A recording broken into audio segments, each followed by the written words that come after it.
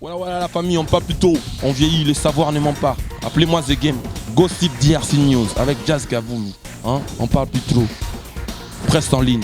Avec intelligence, avec sagesse, tout ça. Pas trop de polémique. Ce qui on mélange pas les torsons et les serviettes. Hein? Nous on est serviettes, on ne dépend pas des torsons. Gossip DRC News avec Jazz Gavoulou. De belles interviews, de belles collaborations, de belles images. Parole de Fabregas. Appelez-moi The Game. Gossip DRC News. Les boss, ah. Merci de nous rejoindre ici, Gossip DRC News, avec ces nouveaux vidéos. Merci à vous, nous vous aimons beaucoup. Mais déjà, n'hésitez pas à partager cette émission, pourquoi pas à laisser vos commentaires bien sûr, mais aussi à aimer cette émission. Encore une fois, merci beaucoup, merci. Et cette émission, je la dédie au président Denis Ngambani de Julie Kitima, et à David Lutete qui nous suit depuis l'Angola, ainsi qu'à Trésor Moukouna, pourquoi pas, Jolie Moussungaï, Yatou Sendombasi. Merci pour Yago Belisha, nous vous aimons beaucoup. Merci ces plateaux vis-à-vis de la demande au Nazouaki par rapport. Nous recevons pour jour Jaël Louko qui dit Jaël Show. Boni. Bien, Jazz Gavoulou, Boni. Avec photo à la caméra, hein? Ouais. Très bien coiffé. Merci. Ah, on l'a dit, coiffé dans la sika. Faut qu'on voit les mots là, quoi. Pas dans la coiffure à sika, oui, pink, il y a soin. Et le moment, malamu, douceur, moi, malamu, ma cambo, ma mnoko. Non. Banga. Non, même pas. C'est ça que la silica trop vite. Et puis, quand je m'énerve, la maîtrise. Donc, c'est ça. C'est un défaut, mais petit à petit, ici, là. Maréchal. Ouais. L'équipe nationale. Maréchal, pour faire quoi? Dans les maréchals, depuis la Bunda guerre, et puis la longa. Malgré que je suis c'est-à-dire que je suis maréchal, après moi, même si tu parles, la minute où la maréchal continue à discuter, et la ministre Peggy Titan, moi je ne peux pas continuer à parler à la télé et tout, ça va discuter ma vieille maman et tout. Et vous reconnaissez que vous êtes trop méchant, en tout cas, envers quelqu'un. Non, je ne suis pas méchante, c'est juste, comme on dit, tu vois, le respect réciproque. Je ne respecte pas trop makasi. Les akayote, Alain Dela gaffe même la télé, elle ne n'importe quoi sur moi. Mais au moins, on a 15 jours, on a répondu à Alain Dela Mabé. On a tenu à poste à Yaya. Maman, Franck Stema et tout le monde. Je respecte tout le monde. Vincent Chilou, tu vois. Donc, dans un temps, on respecte tout. Mais tu vois, Ken a débordé qui moi trop. Vincent, jazz, comment jazz, comment Ken a comment un niveau mususu. Babylon mususu c'est ça. Faut ça mutu, mais faut rien faire bien fait tu vois. Et Ken na site nae avant ça la buzz, avant Zoavi, faut titre Karine, faut titre Jaël. Et puis, titre Nini, où il est blessé directement. Alors, comme dans la lâcheté, on a préféré qu'il y ait la réaction une fois pour toutes. À mon avis, je n'ai pas aimé le titre Tchaka. Quand on a fait réaction, on a débordé, qui a presque s'est retiré, on a dit qu'il y a un sala na vie, on a dit qu'il y a un combo dans la vie mobile. Mais quand j'ai maréchal, je ne peux pas continuer à parler, on a payé Tita au hasard intellectuel, en les cas, en manière ni de répondre à bateau. Pas déjà dans les cas, tu vois.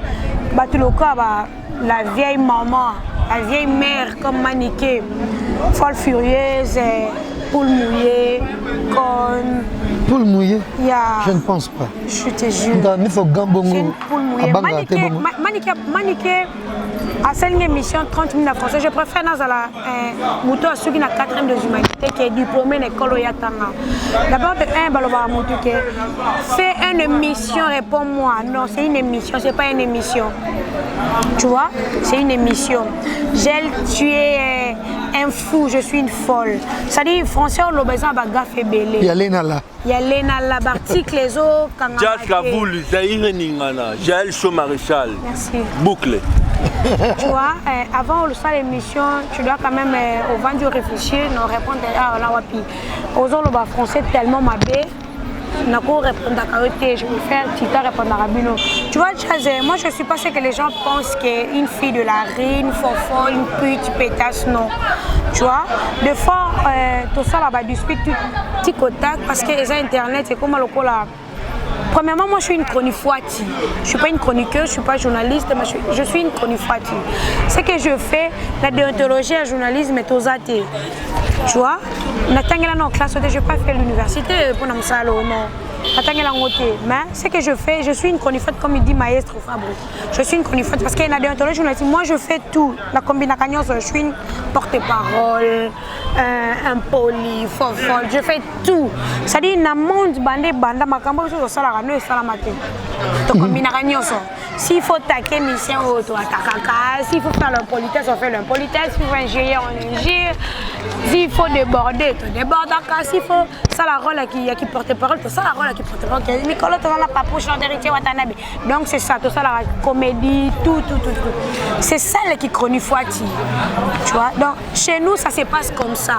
S'il faut déborder, tu débordes. Tout ça la bengir. Tu vois, en Amérique, tout ça en concours, moi, ça la bengir. Tu as gagné dans le film et puis tu as un salaire. Tu vas te conseiller leur salité, s'il te plaît. S'il te plaît. Conseille leur salité et sopa. Conseille et sopa makasi. Tu vois, donc, c'est le concours au film et puis nous avons un trophée au moni. Mais chez nous, quand on a bien sûr, tout ça, et là j'ai une politesse, maman et tout. Mais bien sûr, comme j'allais jouer, oui j'ai joué. Moi je préfère tout ça dans la ligne parce qu'il y a un film que l'homme que je sois. Premièrement, maniqué, avant d'abord répondre, à la place à la maniqué à la wapi, à la wapi. Jusqu'à là, on a la place avant d'attendre. Je n'ai pas le temps de répondre à Bango. Si tu es là pour nous répondre. Et puis je vais compris que Natinda maniqué, et ça, Mouto Aza concurrent Moussa Kanda Tinda maniqué. Mais je suis désolée si les gars, ils peuvent continuer au sala parce que les gars c'est un péré, c'est un gay, il faut que ça m'occupe. À cause d'Indarate, moi je suis un gay, je suis un péré. Séparation et contre trouble à Moutou, tout est aussi qu'on a rage dans la vie. N'a déjà pas chemin dans la trace. Il y a tout bandanga ma bio sur la vidéo, mais pourquoi nous avons sur les messieurs soit kao? Tu peux passer à la télé pour dire que oui bébé mon condi, je t'aime. Au moni. Donc comme hier tu as la rage wana que j'ai la boyanga et tout alinga. Au commence à faire l'émission là toi finir maman là bango. C'est que toi tu as fait au début de la crédibilité na yo. Personne les lo a respecté les sous garçon wana azate. Moni crédibilité sont déjà perdre en respect et si lui autre les garçons a buzz. Et relinga ka buzz, ils sont pour pousser comme ça buzz. Est-ce que aussi là au kwea ngana kalba vidéo musu ya bamakamu musu so na chango lelo esenga na voyage na bako babilo ka babinse quoi na bako babilo ke belle ona kala ngo na nini na Google nanga okoyi banga téléphone ota répertoire nanga 0 mais il faut nga mona beta code nanga pour répertoire ebima eni téléphone au soma donc na ye il faut na silise na bokelo mo avala matape pour pas bon c'est là donc ça sert à rien on a tout ça Joro ika. Mais ça sert à rien, on a n'importe quoi sur moi. Tu as fait plus de 9 mois avec moi. On habitait ensemble. Est-ce que nous avons ensemble?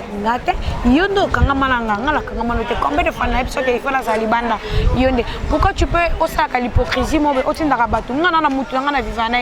si j'ai changé 85 000 balles, moi si kitoko jazz. J'ai changé 1000 000 balles. Mais comment ça peut être que moi si avec quoi étabé les lots jaune makasi le besoin qui ta ce qu'on dit na linga makasi puis na balinga nga makasi net mbalanga alinga nga amor et puis nebi que erto en Afrique du Sud avant ton mataba pepango ba comprendre que j'ai chaud à balinani pour nga na ko bala kinte faut na bala kana mboka mama na ba kana baza ba comprendre avec le temps que nani o balanga non kende pas nani donc c'est ça mais en même temps dans ça même très dessus na kota la Ken ou après grand frère nayo vous avez tellement bien ben ma famille tout et tout au débordade ça n'a pas retouché par parents Ken si C'était trop méchante de ta part. Non, je ne suis pas méchante. Parce que tant que tu fais un bateau, tu as bâti un bateau, ta soeur, Béa, tu as Béa, tu vois, mais tu vas Julia, mon Angèle. Mon Angèle. Tu vois, Julia, Béa,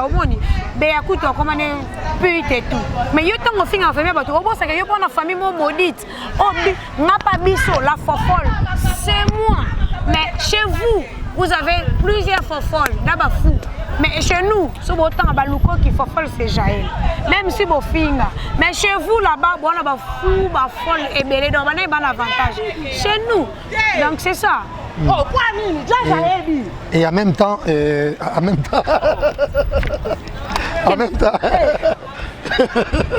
voilà, comprenez bien Karine, on veut déranger Bisso. Et en même temps, ce beau zone à Pensasima, de vos anaken bien, et il y a peu trop tardé. Oh, les cas qui ont les kinango, c'est le nango, oui, un peu plus que bon, il s'appelle. Non, Ken a été dans la vie, Dieu me voit. Nous, à ta soeur, il y a Ken, on a mis son nom. À ta soeur, il y a Ken, qui a $10. Moi, ma soeur, a ça un peu pour la Ken. Dans ma vidéo, je suis en train de psycho, au mona. Comprendre. Mais Mouto, c'est un gras, article, un gras. Même des bazans, la trick, baby, que balien mon soeur, nanga, bamela, balata, soeur, nanga, à ça qu'on apprend dans Moutou. Mais tant qu'on va dire guerre, ils font la 6 ans, parce que Champagne, elle ne parle pas. La Champagne, tu touches à ma famille, je touche à ta famille. Tu touches mon fils, mon diamant, je touche tes enfants. Tu touches à mes parents, je touche tes parents. On a touché par un donc, ok, là,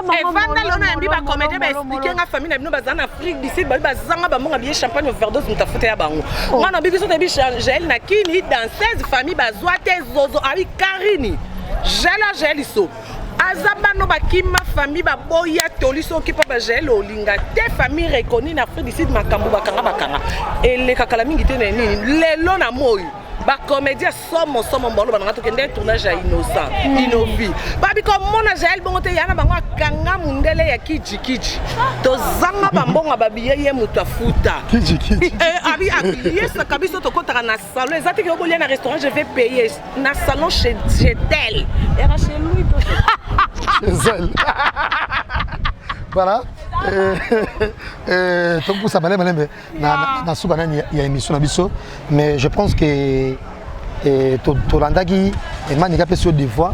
Dans ça, émission en français, mais je pense que c'est un faux sujet. Zongi c'est les bons et marmots. On a fait ça des voix, on a fait des voix, ça l'émission en français, ça l'émission en français il y a marmé. On a fait des devoirs. Jusqu'à là, on a fait deux devoirs. Ça l'émission en français, puis ça l'émission en Nakuna chez toi. Mais à ça l'émission en français, il y a Mabé déjà.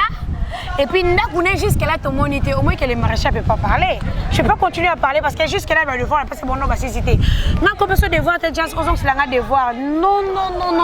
On a des professeurs qui devoir le maréchal. Ça l'émission en français sont gaffés. Et puis, ça l'émission chez toi, à salité. Donc jusqu'à là, à sa phaseur. Et en même temps, Patrick Moulele. Patrick Moulele, je t'aime beaucoup. Patrick Moulele, la linga komingi. Quand elle Paris. Patrick Moulele. Koroyambo makaskande ezalaka. Voilà, Karine, maréchal. Mikolo na équipe nationale Zaïre. Mais yepe alingine sous marmongo et qui est bon côté. Tout ça pegi Titan. Titan zali soda ngale pese ba devant ça baby sol bandak na bango. Donc ça mon camarade. Ne pas avoir émission en français 0. Parce que ça va une fois tu te dis maintenant ça va journée c'était tu vois bonsoir. Biso boende pesa biso succès. Na ba Karino qui bon ma biso. En même temps jusque là 0. Na bandi mo polémique za moi gunango. Et mais le biso na ko ba toi moi souci pe vraiment mawa na liwa ya DT. Et Jaël Olbani. Ngai na solana DT ka une fois na vie. Coco ça dit na DT une fois na vie. Après ça un peu ba conseil quand des alors Moto kuta so sangana DT c'était nataka ku ya mutu moto bana soute c'est une fille sur internet tes équipes famille et tout parce qu'on a DT habitué na Jaël Show à passer na peut sur la normal Jaël nga komingia pour ça me sala bien donc c'est triste ko ka ki a DT kufi bon ezanza na biso nyonso liwa ba pesha ngote nzambe mo habitant nini okele donc mes condoléances na famille na ye na ba fan na maison mère nyonso deux ans bon de cœur quoi. Est-ce que Mikolo ba tournage zongeli? Si ba tournage ezali avec un peu busy na père la père mais c'est possible. Et on a nous ça va biloko on a déjà père tu as débordé tu vois tu commences à gérer tout fait une dosée d'amour par rapport à John donc c'est ça je l'aime trop il m'aime beaucoup donc c'est ça. Ce qui est vrai de Ken bien dans la mingi. Ken même pas. Et avant tout le monde a facile pour influencer pour ça la mabe. Asa facile ça la buzz l'intérêt en bon OK. Abe c'est une relation avec quelqu'un. L'intérêt ba vie. Mais au contraire que la vie est dans moulaï, on a peine à quoi déborder parce que nous avons aussi tant comme une de trop on a injurier yo. Au moni quand tu ba que ndebo zana ba olingala te parce que tona ba voice mususu ya bateau ba lui mobele otoko chape mboke panzani kande bazabungu ke champagne wa sœur nangai et daka ken mutalinga to ça bloc la meilleur quand on a besoin attache à la déborder mais quand on a besoin tala ku ken lobby boy jeu de voice on a coach tu vois mais bi que émission auto son ami balé no dala obligé à ba voice wana obligé ken alinga ba tuté ken alinga mbongo linga ba vu à préférable parce que les relations qui voilà nous arrivons à la fin de cette émission et peut-on boutonner prendre avant aussi ça n'a bien un tita pour hier mi koto benga soda te tita fa si ça va moi dédicace puis les associés puis les associés et pour ton information YouTube émission au Finga il y a son succès émission au Finga va bloquer en gros spécialement Peki faut pas yambo spécialement. Tu faut pas yambo yomoko. Amna ta spécialement. Bambo te pas. Gros bisous la Riziboula mon privé, ça dit Riziboula mon privé calamité dans la bino voilà. Et puis na Junior Mundele Nzambe à From Kiss Bond congolais Neymar numéro 10 à Paris Mobimba, c'est Junior Mundele donc yo te pardon. Et puis à mon amour, je t'aime trop, mon lettre C. Toi-même, tu sais, je t'aime beaucoup. Je 13. Et puis na Robin, na Fly, na Mogrosso, na Kevin, na Tony le Prince, mon balamande Fapembe, na Noko Francine Bongo na Lyon, na Vita Kaluji. Et puis sans oublier Champagne Overdose. Et moi, ça m'bongo et belé. Ça dit, tout le monde a déjà m'bongo. Ils ont circulé quoi.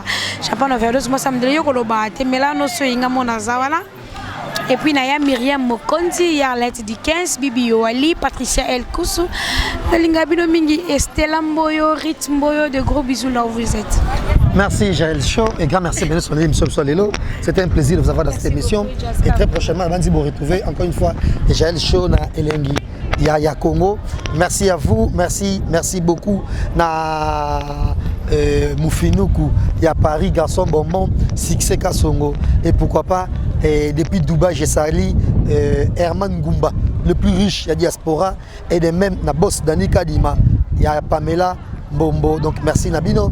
Et merci également à Toussaint Dombassi, à Gilles Vassama, à Dieu merci Dombassi, pourquoi pas, à Patrick Emoul, les partenaires. Jamais. Et je vais clôturer pour dire merci à Galia Tita et à Hervé Tita, merci à vous. Et je dédie également cette émission à la maman. Abonnez-vous massivement. Bisous, bye. Voilà la famille, on parle plus tôt, on vieillit, les savoirs ne mentent pas. Appelez-moi The Game, Gossip DRC News avec Jazz Gavoulou. Hein? On parle plus trop. Presse en ligne, avec intelligence, avec sagesse, tout ça, pas trop de polémique. Ce qui on mélange pas les torsons et les serviettes. Hein? Nous on est serviettes, on ne dépend pas des torsons. Gossip DRC News avec Jazz Gavoulou. De belles interviews, de belles collaborations, de belles images. Parole de Fabregas. Appelez-moi The Game. Gossip DRC News. Les bossés, ah.